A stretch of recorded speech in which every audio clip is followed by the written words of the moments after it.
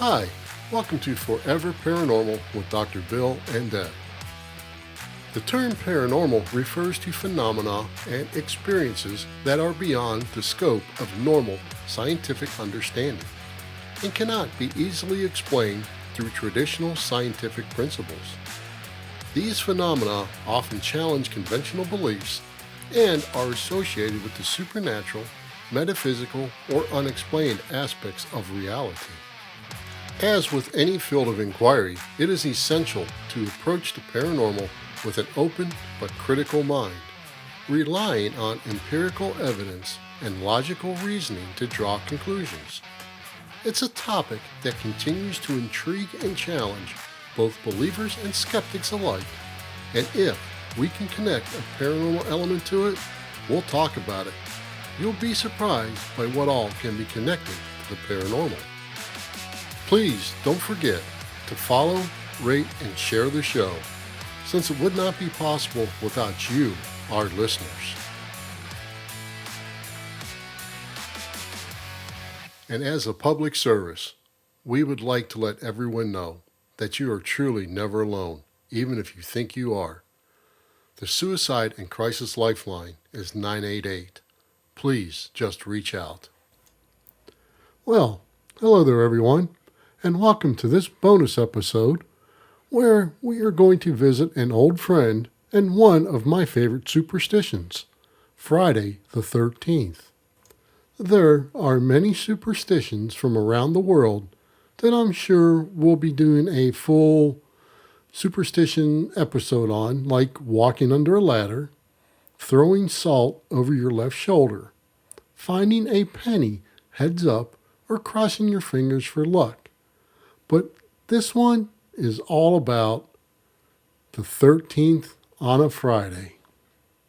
So, is this day really unlucky, or is it like any other day where it's all about what you make of it?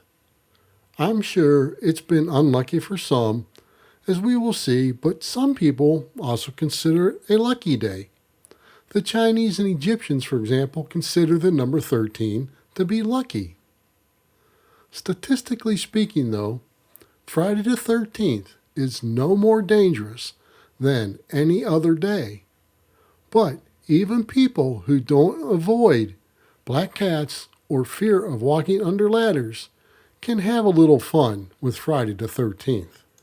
Friday the 13th is considered an unlucky day in Western superstition, and it occurs when the 13th day of the month in the Gregorian calendar falls on a Friday, which happens at least once every year, but can occur up to 3 times in the same year. Here's a cool fact about Friday the 13th. It will occur in any month that begins on a Sunday. So if the first of the month is on a Sunday, that month will have a Friday the 13th. Friday the 13th even has its own pop culture cult, which started when the horror movie Friday the 13th was released in 1980. It introduced the world to a hockey mask-wearing killer named Jason, and is perhaps the best-known example of the famous superstition in pulp culture history. The movie spawned multiple sequels, as well as comic books, novellas, video games, related merchandise, and countless terrifying Halloween costumes. I mean, who hasn't heard of this slasher movie? There are almost as many theories on how the whole idea of Friday the 13th became unlucky as there are Friday the 13th in a year, since some have up to 3. For example, this year of 2023, this is the second Friday the 13th. The first occurred back in January. One theory traces its origins back to the ancient code of Hammurabi. The Code of Hammurabi was one of the earliest and most complete written legal codes, and was proclaimed by the Babylonian king Hammurabi, who reigned from 1792 to 1750 BC. Hammurabi expanded the city/state of Babylon along the Euphrates River to unite all of southern Mesopotamia. The Hammurabi Code of Laws, a collection of 282 rules, established standards for commercial interactions and set fines and punishments to meet the requirement of justice. Hammurabi's codes was carved into a massive finger-shaped black stone like a steel pillar that was looted by invaders and finally was rediscovered in 1901.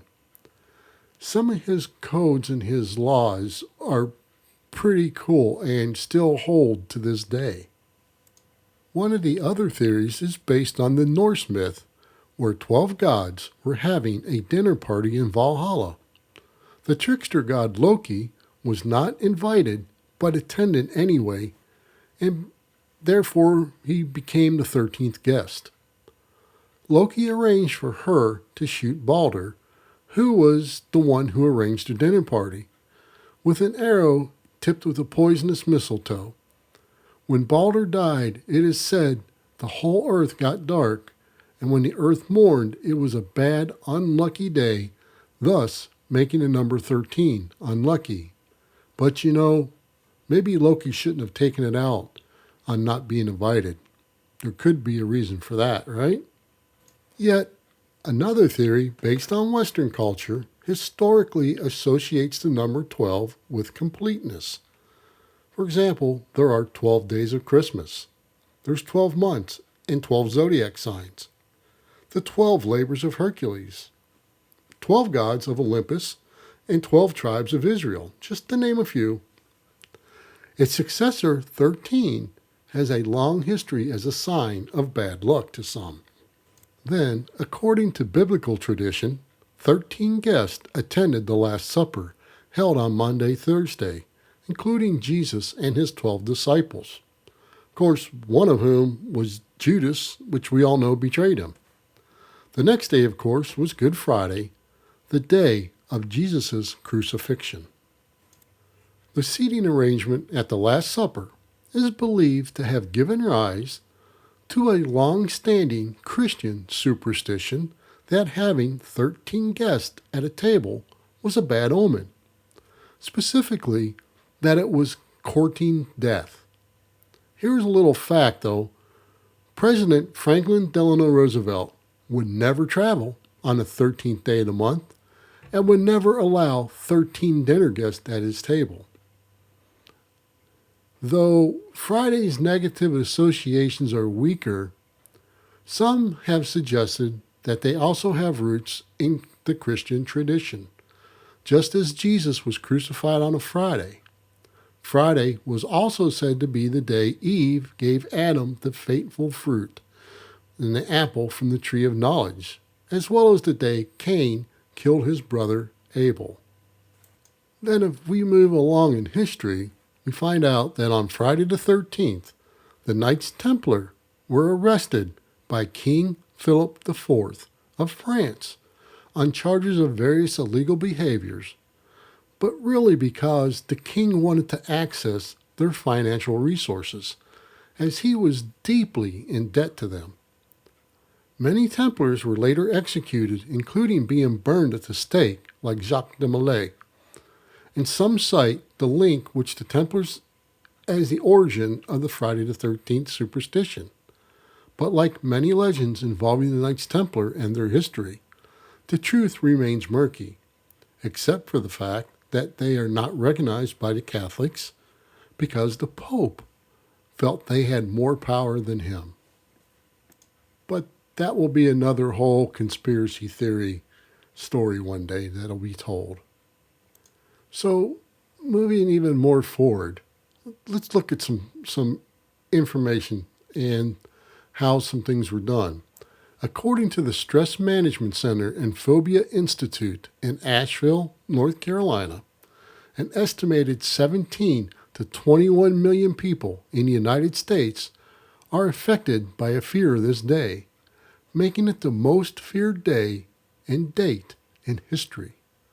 Some people are so paralyzed in fear that they avoid their normal routines in doing business, taking flights, and even getting out of bed. Like we know a president wouldn't travel on that day. It's been estimated that in the U.S. alone, 8 to 900 million is lost in business on Friday the 13th alone. Then in Finland, a consortium of governmental and non-governmental organizations led by the Ministry of Social Affairs and Health promotes the National Accident Day to raise awareness about automotive safety, which always falls on, can you guess it? Yep, Friday the 13th. But there are some that don't actually see Friday the 13th or the number 13 as being unlucky. And here's some interesting info regarding the number 13 and Friday the 13th. 13 is Taylor Swift's lucky number. Quote, I was born on the 13th. I turned 13 on Friday the 13th. My first album went gold in 13 weeks. My first number one song had a 13-second intro. The singer once told an MTV crew in an interview. The band Black Sabbath released its debut album on Friday, February 13th, 1970. In Ontario, Canada, motorcyclists gather every Friday 13th for rallies that draw thousands of participants. But then, we have more superstition where many hospitals have no room 13, while some tall buildings skip the 13th floor, and some airline terminals omit gate 13. Actually, 80% of the high-rises have no 13th floor. Here's another interesting little tidbit. The ill-fated Apollo 13 mission is often cited as proof of the number's unluckiness. The capsule was launched at 1313 on April 11, 1970. But the explosion that ultimately destroyed the craft took place on April 13th. And then Italy mostly considers 13 a lucky number, but in Florence, the houses between 12 and 14 on a street are actually called 12 and a half, not 13. So, what do you think? Is Friday the 13th an unlucky day, or is it just another day on the calendar?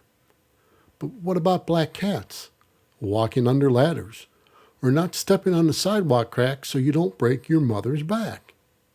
And don't forget, if you need to keep the Rougarou at bay, put out 13 small objects at your door, since they can't count the 13.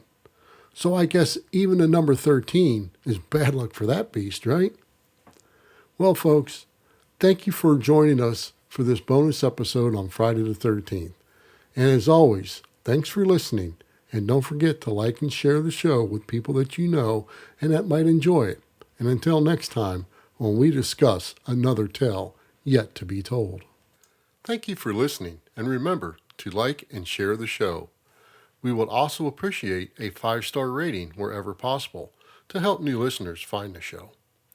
We welcome all questions or comments you may have about this or any other episode, and our contact information can be found in the show notes of this episode. You can also follow us at foreverparanormal.com, and if you'd like to support us, you can buy me a coffee at buymeacoffee.com/foreverparanormal. The links to these are also in the show notes of this episode.